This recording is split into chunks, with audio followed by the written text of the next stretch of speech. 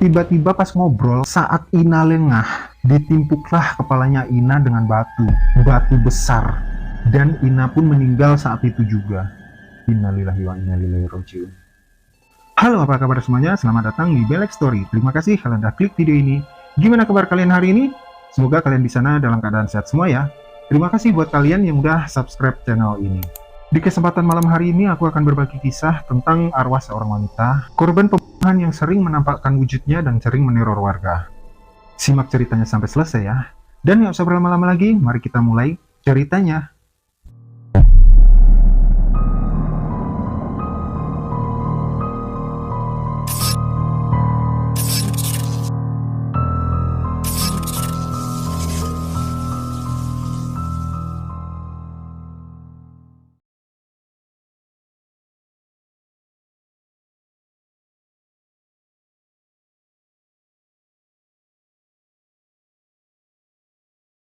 Kisah kali ini aku dapatkan dari seorang narasumber yang bernama Rina. Selamat malam Rina. Jadi Rina ini tinggal di sebuah desa di luar Pulau Jawa. Rina adalah warga pendatang yang bekerja di salah satu kota di luar Jawa. Dan saat ini Rina berusia sekitar 40 tahunan. Jadi setiap kali Rina ini jalan, keluar dari rumah, entah itu berangkat kerja maupun keluar ke jalan raya, Rina selalu ngelewatin jalan pintas, jalan di pinggir sungai, jalan setapak gitu yang cuman bisa dilewatin motor, dan jalan itu yang mengarah ke jalan utama, jalan raya besar gitu. Ya karena mungkin jalan itu jalan satu-satunya, jalan pintas yang cepat dan dekat dibanding jalan utama, jalan kampung, karena kalau lewat jalan kampung ini muter jauh. Dan jalan pintas itu tadi, jalanan di pinggir sungai yang ngelewatin kayak jembatan kecil, dan di sampingnya ini penuh dengan pohon-pohon besar, pohon rindang, dan beberapa rimbunan pohon bambu. Bisa dibilang jalan pintas ini tadi nggak ada pemukiman warga, jauh dari pemukiman warga.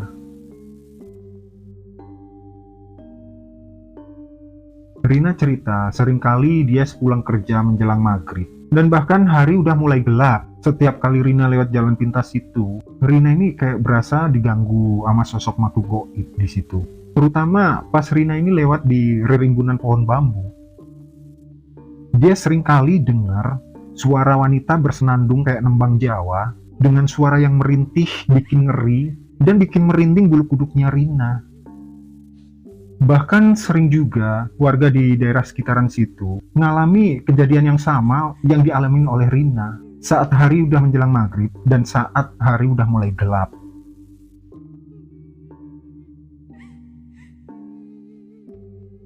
Dan ada cerita suatu malam saat Rina ini jalan lewat situ pada malam hari. Rina ini bilang lirih-lirih denger ada suara cewek bersenandung kayak nembang Jawa gitulah. Ya awalnya Rina ini mikir mungkin ada salah satu warga di situ yang iseng-iseng nongkrong terus nyanyi-nyanyi nembang Jawa di situ. Tapi hal itu nggak cuman sekali itu aja Rina denger loh. Sering banget. Bahkan sampai lama-lama si Rina ini ngerasa takut, ngerasa ngeri. Dan hal yang mengerikan pernah terjadi juga sama Rina. Saat dia mau jalan keluar, mau cari makanan di jalan raya, di jalan utama yang besar itu. Dan dia ngelewatin jalan pintas itu tadi. Saat Rina lewat sampai di pohon besar, di dekat ririmbunan pohon bambu, tiba-tiba Rina menjerit ketakutan. Dia ngeliat ada sosok wanita berambut panjang, berpakaian serba putih lusuh, yang posisinya duduk di atas pohon besar itu tadi, sambil mengayun-ngayunkan kakinya.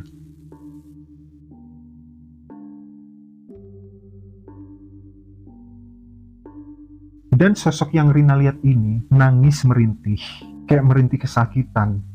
Setelah Rina ngalamin kejadian di malam itu, Rina sempet cerita ke tetangganya. Yang ternyata tetangganya dan warga di situ udah pada tahu kalau tempat di situ di daerah jalan pintas itu terkenal angker dan sering ada penampakan yang selalu neror warga yang lewat situ terutama pada malam hari. Sosok wanita berambut panjang berpakaian serba putih lusuh yang sering nampakin wujudnya di atas pohon. Akhirnya Rina dapat cerita dari warga situ yang ternyata dulu ada salah satu keluarga, sepasang suami istri yang mempunyai dua anak. Anak pertama cowok, kita sebut aja dengan nama Denny ya. Dan anak kedua cewek yang bernama Ina. Pada waktu itu sekitar 25 tahun lah usianya. Anak keduanya yang bernama Ina ini kerja di kota Dan di situ dia berpacaran dengan seorang cowok. Dan cowoknya ini anak dari salah satu keluarga yang berada lah. Dan cowok ini nggak punya pekerjaan tetap. Mereka berpacaran juga masih belum lama. Yang akhirnya Ina ini hamil. Dihamilin oleh cowoknya ini tadi. Langsung dong Ina bilang ke cowoknya dan minta pertanggungjawaban cowoknya. Tapi syukurnya cowoknya maulah bertanggung jawab atas kehamilan Ina. Karena cowoknya ini bisa dibilang juga udah deket sih sama keluarganya si Ina ini. Sama ayah, sama mamanya. Dan suatu hari cowoknya Ina ini datang ke rumahnya Ina. Dia datang ke rumah rencananya mau mamitin Ina dan minta izin ke orang tuanya gitu loh. Kalau Ina mau diajak kerja di luar kota yang katanya gajinya lumayan besar dibanding dengan pekerjaan Ina waktu itu. Karena mamanya Ina ini udah kenal baik sama cowoknya, udah akrab gitu. Ya beliau percaya aja sama cowoknya Ina. Ya udah, kalau memang mau pergi, pergilah. Tapi ibu minta tolong ya jaga Ina baik-baik di sana. Ntar kalau ada apa-apa, kalau butuh apa-apa, kabarin mama, sama bapak di sini. Pesan ibunya Ina ke cowoknya Ina.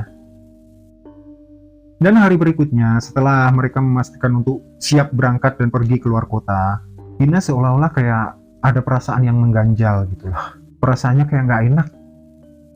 Dia peluk mamanya sambil pamitan dengan omongannya yang seolah-olah ngelantur banget Ina ini. Mah, aku pergi ya. Tapi mah, kalau Ina nggak pulang-pulang lagi gimana mah? Hus, sembarangan aja kalau ngomong ya. Nggak boleh ngomong kayak gitu, pamalih. Jaga diri baik-baik kamu di sana. Kalau ada apa-apa, telepon mama sama ayah ya. Pokoknya nanti Ina selalu kasih kabar ya ke mama sama ayah. Jawab mamanya sembari mereka berpelukan. Akhirnya hari itu juga Ina pergi keluar kota dengan cowoknya. Singkat cerita, setelah mereka tiba di kota tujuan, Ina ini dibawa keliling-keliling, jadi nggak langsung ke tempat kerja yang dijanjikan sama cowoknya Ina. Berkeliling-keliling hingga sampai di salah satu kebun karet, di hutan karet.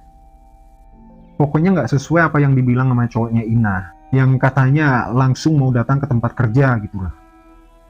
Setibanya di hutan karet, ternyata di situ udah ada beberapa orang, beberapa laki-laki, teman dari cowoknya Ina yang udah nunggu di situ. Turunlah Ina sama cowoknya dari motor. Ya sembari di situ sambil ngobrol-ngobrol sama teman cowoknya Ina. Tiba-tiba pas ngobrol, saat Ina lengah, ditimpuklah kepalanya Ina dengan batu besar. Dan Ina pun meninggal saat itu juga. Innalillahi wa inna ilaihi raji'un. Di situ cowoknya Ina sama teman-temannya mastiin kalau Ina ini udah bener-bener nggak bernafas gitu loh, udah meninggal. Setelah mereka udah yakin Ina bener-bener udah meninggal, mereka ini bawa jasadnya Ina ke tengah-tengah hutan karet di daerah semak-semak belukar, rembunan pohon-pohon semak gitulah. Udah jasadnya Ina digeletakin gitu aja, terus ditutupin sama pohon-pohon kering. Jadi mereka ini nggak ngubur jasadnya Ina, ya cuman ditaruh gitu aja, ditutupin, terus abis itu ditinggalin gitu aja. Kurang ajar banget kan? Berhari-hari setelah kejadian itu, mamanya Ina telepon cowoknya Ina. Kok berasa mereka ini nggak ada kabar sama sekali gitu lah. Ya beliau sebagai mama ya khawatir lah anaknya nggak ada kabar, yang posisinya jauh dari orang tua, keluar kota, ya kan? Dapat telepon dan pertanyaan dari mamanya Ina. Terus cowoknya ini bikin alibi, dia bilang ke mamanya Ina udah kerja kok bu, Ina mungkin lagi sibuk ngurus kerjaannya. Jadi mungkin Ina masih belum bisa pulang ibu. Dengan jawaban cowoknya Ina itu tadi, mamanya Ina ini ngerasa aneh, ada yang janggal, ngerasa ada yang nggak beres gitu nah. Dan firasatnya beliau ini seolah-olah ada yang disembunyikan dari beliau, tapi di saat itu pun beliau masih positive thinking gitulah. Dan singkat cerita setelah hari berikutnya, setelah kejadian itu, pas mamanya Ina ini di rumah, saat hari udah menjelang subuh, beliau ini ngerasa kayak seolah ngedenger suara anaknya di rumah, suaranya si Ina. Mah, tolong aku mah, tolong. Tapi setelah beliau ini ngecek, ngeliat, nyari-nyari, di rumah situ nggak ada siapa-siapa. Sementara suaminya ini masih tidur di kamar, dan nggak ada Ina di rumah. Yang beliau tahu kan Ina keluar kota, kerja. Saat itu juga beberapa kali beliau ini dengar suaranya Ina terus. Suara Ina minta tolong, sambil nangis kesakitan. Terus ada saat pas beliau ini dengar suaranya Ina minta tolong, dan saat itu juga beliau ngelihat di dapur, seolah beliau ini kayak ngelihat ada bayangan putih yang berada di balik pintu. Pokoknya hal itu sering terjadi pada malam-malam berikutnya di rumah itu, di rumah ibunya Ina. Dan akhirnya beliau pun menceritakan itu semua kejadian itu ke suaminya. Kok aku ngerasa ada yang nggak bener ya? Kok mama selalu denger suaranya Ina minta tolong ya? Kan Ina nggak ada di rumah ya? Mama takut ya, takut Ina kenapa-napa. Ah, enggak lah mah, mungkin cuma perasaan mama aja. Mama mungkin kangen sama Ina, jawab suaminya ngeyakinin istrinya. Kejadian di rumah hampir setiap hari didengar sama mamanya. Suara Ina yang selalu minta tolong. Dan akhirnya entah gimana, suatu hari ada orang yang nyadap karet di tempat Ina bunuh ini tadi.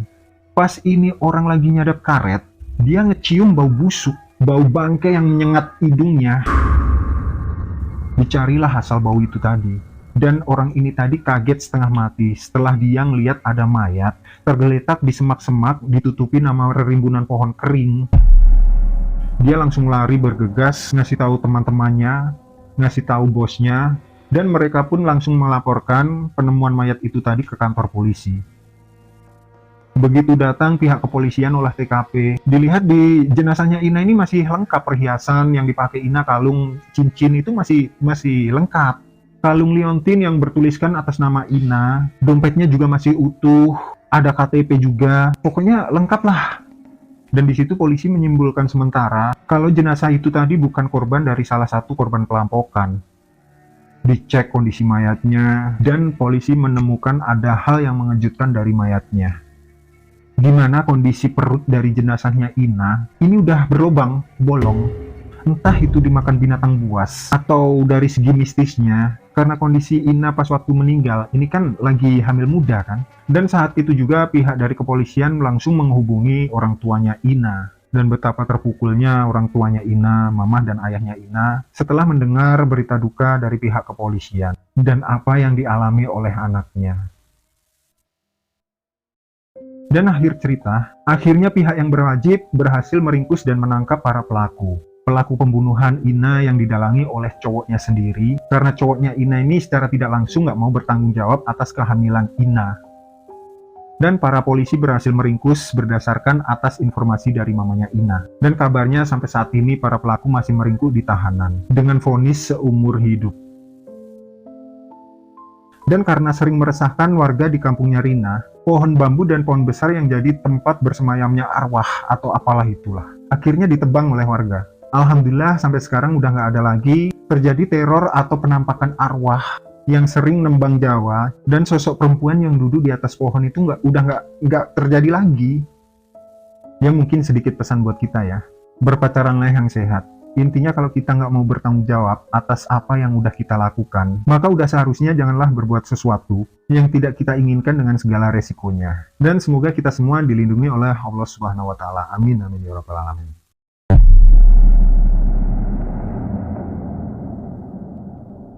Dan itulah tadi cerita yang udah dibagikan oleh sobat kita yang bernama Rina. Semoga bisa menghibur dan menemani istirahat malam kalian ya. Jika banyak kekurangan di dalam videonya, aku minta maaf. Silahkan tulis kritik dan saran kalian di kolom komentar, agar di video selanjutnya bisa jauh lebih baik lagi dan channel ini makin berkembang. Jangan lupa like jika kalian suka dengan videonya, tekan tombol subscribe buat kalian yang belum subscribe ya. Selamat malam, selamat beristirahat, sampai ketemu di video selanjutnya. Terima kasih.